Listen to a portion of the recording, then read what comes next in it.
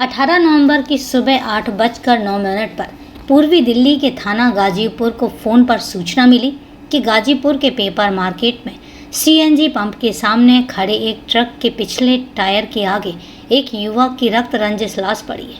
लाश मिलने की सूचना पर एएसआई धर्म सिंह हेड कांस्टेबल राजकुमार को साथ लेकर मोटरसाइकिल से पेपर मार्केट पहुंचे।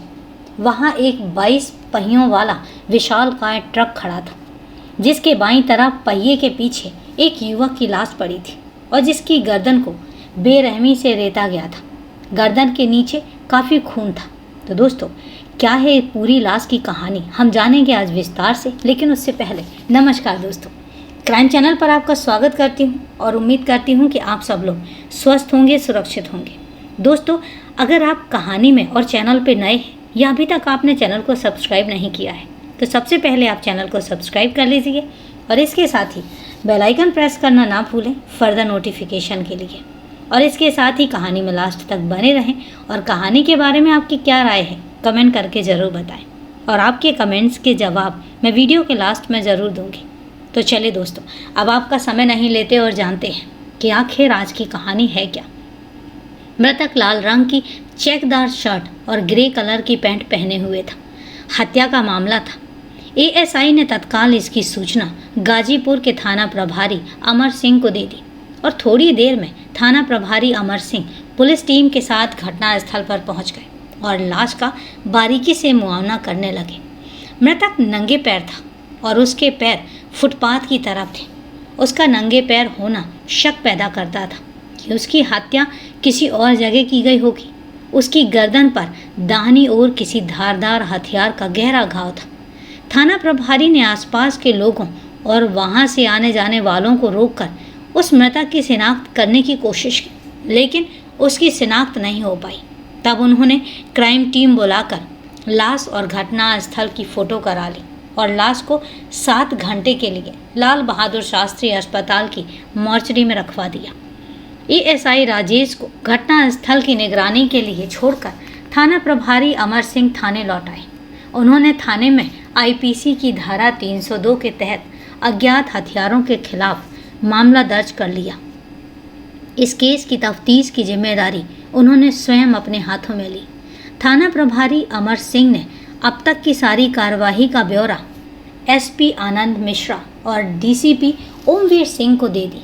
कल्याणपुरी के एसीपी आनंद मिश्रा ने थाना प्रभारी अमर सिंह, सब इंस्पेक्टर सोनू तथा कांस्टेबल नीरज की एक टीम बनाकर इस मामले को जल्द से जल्द हल करने के आदेश दिए। पुलिस टीम इस ब्लाइंड मर्डर केस की जांच में जुट गई। थाना प्रभारी टीम के साथ गाजीपुर के पेपर मार्केट में घटना स्थल पर पहुंचे और उन्होंने हत्या से जुड़े संभावित सुरागों की तलाश में वहां के आस पड़ोस के बहुत से लोगों से पूछताछ की, लेकिन उन्हें वहां ऐसा कोई भी व्यक्ति नहीं मिला जो मृतक को पहचानता हो। कई घंटे तक घटनास्थल की खाक छानने के बाद भी जब अमर सिंह को इस हत्याकांड से जुड़ा कोई सुराग नहीं मिला तो वो वापस थाने लौट आए। उन्होंने सभी निकटवर्ती थानों को इस वारदात की जानकारी देकर उनके यहाँ हाल ही में गुम हुए लोगों के बारे में पूछताछ की, लेकिन किसी का भी हुलिया मृतक के हुलिये से मेल नहीं खा रहा था। उसी दिन शाम के वक्त एक औरत अपने 2 जानने वालों के साथ गाजीपुर थाने के ड्यूटी ऑफिसर के पास पहुंची। उसने बताया कि उसका पति मिथिलेश ओझा पिछली रात से घर वापस नहीं लौटा है। वह नोएडा में नौकरी करता था। उसने अपने पति का फ़ोटो भी दिखाया। जब थाने में मौजूद ड्यूटी ऑफिसर ने उसे अज्ञात मृतक की फ़ोटो दिखाई तो वह देखते ही बुरी तरीके से बिलख उठी। उसने रोते हुए बताया कि यह फ़ोटो तो उसके पति मिथिलेश ओझा का है। इसके बाद उसे लाश दिखाने के लिए लाल बहादुर शास्त्री अस्पताल की मॉर्चरी में ले जाया गया, जहां उसने लाश को देखते ही उसकी शिनाख्त अपने पति मिथिलेश ओझा के रूप में कर दी। लाश की शिनाख्त हो जाने के बाद उसे थाना गाजीपुर लाकर फिर से पूछताछ की गई। उसने बताया कि उसका नाम कविता है और वह अपने पति और 2 बच्चों के साथ दल्लूपुरा में किराए के एक मकान में रहती है। कल यानी 16 नवंबर को उसका पति रोज की तरह सुबह उठ के काम पर नोएडा के लिए निकला था। वह नोएडा के सेक्टर 63 स्थित एक प्राइवेट कंपनी में ड्राइवर था। काम खत्म होने के बाद वह रात को 9 बजे तक लौट आता था। लेकिन कल रात वह घर नहीं लौटा। पति के नहीं लौटने से वह बहुत परेशान थी। उसने पति के मोबाइल पर भी फ़ोन किया, लेकिन उसका मोबाइल स्विच ऑफ था। कविता ने अपने सभी नाते रिश्तेदारों को फ़ोन करके पति के बारे में पूछा, लेकिन उसे कहीं से भी मिथिलेश के बारे में कोई जानकारी नहीं मिली। पूरे दिन पति को इधर उधर तलाश करने के बाद वह अपने जीजा अरविंद मिश्रा और पति के दोस्त विजय कुमार के साथ पति की गुमशुदगी दर्ज करवाने थाने आ गई। कविता के पति मिथिलेश ओझा के कातिलों का सुराग हासिल करने के लिए उससे मिथिलेश की किसी से संभावित दुश्मनी के बारे में पूछताछ की गई। उसने बड़ी मासूमियत से बताया कि उसका पति बहुत मिलनसार स्वभाव का था, उसकी किसी से दुश्मनी नहीं थी। उसकी बात सुनकर थाना प्रभारी अमर सिंह सोच में पड़ गए। दरअसल ऐसा कोई कारण जरूर था जिसकी वजह से बीती रात उसके पति मिथिलेश ओझा की हत्या की गई थी। अब या तो कविता को अपने पति की हत्या के कारण की जानकारी नहीं थी, फिर या वह जानबूझकर पुलिस से कुछ छिपा रही थी। निसंदेह यह तफ्तीश का विषय था। थाना प्रभारी ने कविता से उसके और उसके पति के साथ उसके सभी नज़दीकी परिजनों के मोबाइल नंबर अपने पास रख लिए और अपनी डायरी में नोट कर लिए। इसके बाद उन्होंने कविता को घर जाने की इजाज़त दे दी। जब इन सभी नंबरों की कॉल डिटेल्स मंगवाई गई तो विजय कुमार और कविता के फ़ोन नंबरों की कॉल डिटेल्स की जांच पड़ताल के दौरान थाना प्रभारी अमर सिंह की आंखों चमक उठी। उन्होंने देखा कि दोनों के बीच मोबाइल पर अक्सर बातें होती थी। घटना वाले दिन शाम के वक्त विजय ने ही मिथिलेश के मोबाइल पर आखिरी कॉल की थी। यह देखकर उन्हें विजय कुमार और मृतक की पत्नी कविता पर शक हुआ। उन्होंने विजय को थाने बुलाकर उसके और कविता के बीच होने वाली बातचीत के बारे में पूछताछ की। पहले तो विजय कुमार ने उन्हें अपनी बातों में बरगलाने की कोशिश की, और लेकिन बाद में वह टूट गया। उसने अपना अपराध स्वीकार कर लिया। पूछताछ के दौरान कविता ने स्वीकार किया कि उसके और विजय कुमार के बीच अवैध संबंध है, लेकिन पति की हत्या में उसकी संलिप्तता नजर नहीं आई।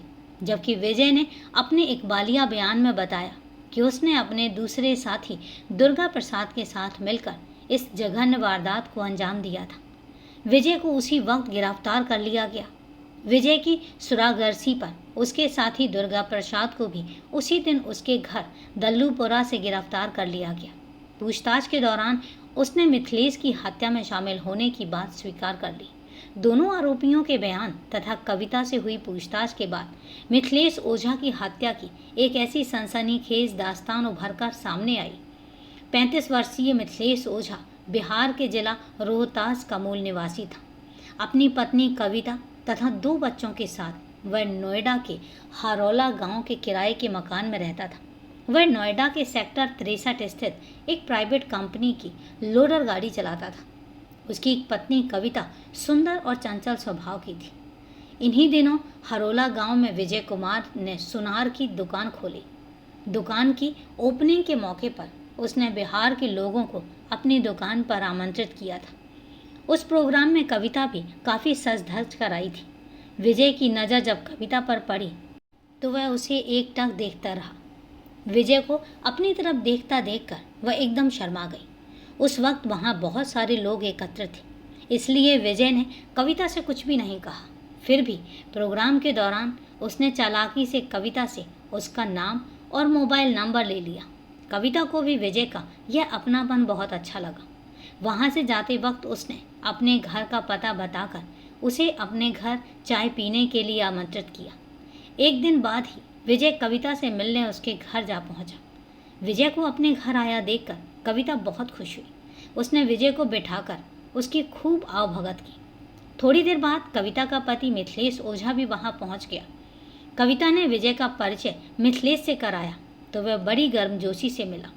विजय ने बताया कि वह भी बिहार के रोहतास का रहने वाला है और कुछ देर वहाँ रहने के बाद विजय वहाँ से चला गया। लेकिन इस दौरान आंखों ही आंखों में अपने दिल की बात कविता पर जाहिर कर दी और जवाब में कविता ने भी उसकी ओर देखकर आंखों के इशारे से यह जता दिया कि वह उसके प्यार को स्वीकार करने के लिए तैयार है। इस तरह कविता के घर आते जाते विजय और कविता का मिलना जुलना शुरू हुआ और एक दिन विजय जानबूझकर कविता के घर उस समय पहुंचा जब मिथिलेश घर पर नहीं था। कविता ने विजय को घर में बिठाकर उससे मीठी मीठी बातें शुरू कर दी। विजय को इसी दिन का इंतजार था और उस दिन उन दोनों के बीच में नाजायज संबंध स्थापित हो गए। और उस दिन के बाद जब भी उन्हें मौका मिलता, वे जमाने की आंखों से छिपकर अपने संबंधों को आग देने लगे। इस तरह 4-5 साल किसी को भी उनके प्रेमिल संबंधों की जानकारी नहीं हुई। लेकिन बाद में कुछ लोगों ने मिथिलेश को बताया कि उसकी गैर मौजूदगी में विजय उसके घर आता है और काफ़ी देर तक रुकता भी है। यह जानने के बाद मिथिलेश ने कविता को डांटा और भविष्य में विजय से नहीं मिलने को कहा। उस वक्त तो कविता ने उसकी बात मान ली, लेकिन बाद में उसका मिलना जुलना बदस्तूर जारी रहा। कुछ दिन तक तो मिथिलेश को लगा कि उसकी पत्नी सुधर गई है, लेकिन बाद में जब उसे पता चला कि उसकी गैर हाजिरी में कविता और विजय का मिलना जुलना बदस्तूर जारी है, तो इससे परेशान होकर वह हरौला छोड़कर दिल्ली के दल्लूपुरा में शिफ्ट हो गया। दूसरी ओर विजय कुमार कविता के इश्क में इस तरह पागल था कि जिस दिन उसकी कविता से बात नहीं होती थी, उसके दिल को चैन नहीं मिलता था। कविता के नोएडा से दिल्ली आ जाने के बाद वह सारा दिन कविता से मिलने के बारे में सोचता रहता था। जब उसे कविता की बहुत याद सताती तो वह उसके मोबाइल पर बातें करके अपने दिल का चाहत बयां कर लिया करता था। और कुछ दिनों के बाद विजय ने कविता से उसके घर का पता पूछा और उससे मिलने उसके घर आना जाना शुरू हो गया। अभी मिथिलेश ओझा दल्लूपुरा में नया शिफ्ट हुआ था। वहाँ उसे जानने वालों की संख्या भी बहुत कम थी। उसके घर कौन कब आता है, कब जाता है, इससे किसी को कोई मतलब नहीं था। विजय कभी कविता से मिलने उसके घर आ जाता तो कभी कविता उससे मिलने चली जाती। विजय के पास इंडिका कार थी। वह कविता को कार में बिठाकर लॉन्ग ड्राइव पर ले जाता। रास्ते में कहीं एकांत जगह पर कार खड़ी करके दोनों अपने अरमान पूरे कर लेते और इस तरह कविता और विजय दोनों मिथिलेश की आंखों में धूल झोंककर काफ़ी दिनों तक शारीरिक संबंध बनाते रहे। घटना से कुछ दिन पहले एक दिन मिथिलेश ओझा के मकान मालिक ने उसे अपने घर पर बुलाकर कहा कि उसने कल उसके दोस्त विजय की मोटरसाइकिल पर कविता को बैठे देखा था। कविता विजय की मोटरसाइकिल के पीछे उसके कमर में हाथ डाले बैठी थी। यह सुनकर मिथिलेश के तन बदन में आग लग गई। उसने मकान मालिक का शुक्रिया अदा किया और घर लौटकर कविता को खूब डांट पिलाई।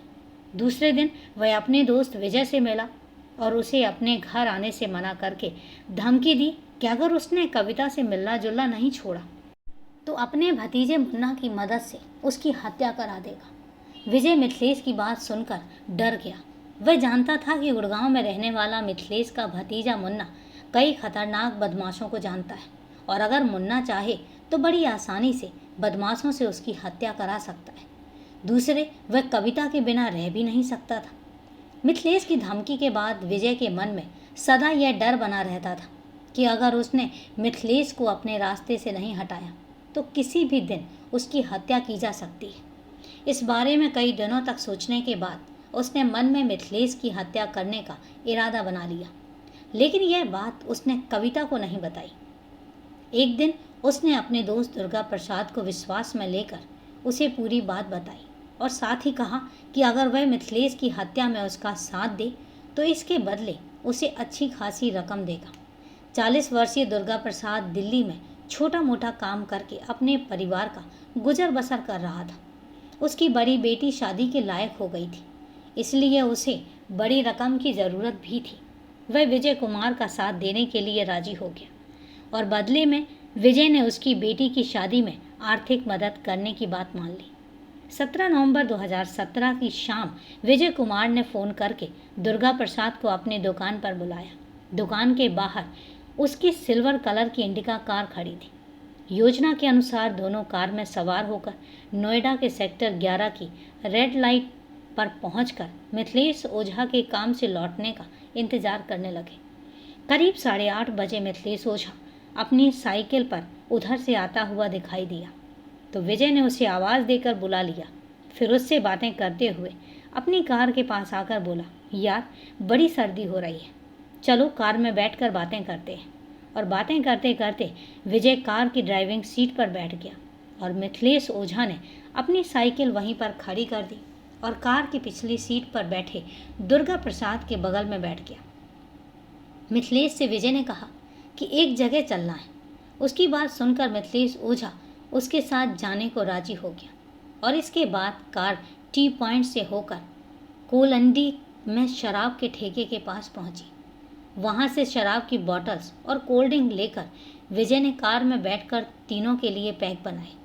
इसी बीच मिथिलेश की नज़र बचाकर विजय ने मिथिलेश के पैक में नींद की गोलियां मिलाकर उसे पैक पीने के लिए दे दिया और थोड़ी देर आने वाली मौत की आहट से बेखबर मिथिलेश जाम से जाम टकराने के बाद शराब की चुस्कियां लेने लगा। बॉटल की शराब खत्म होने पर भी जब मिथिलेश को अधिक नशा नहीं हुआ तब विजय फिर ठेके पर पहुंचा और शराब का एक अद्धा और खरीद कर ले आया।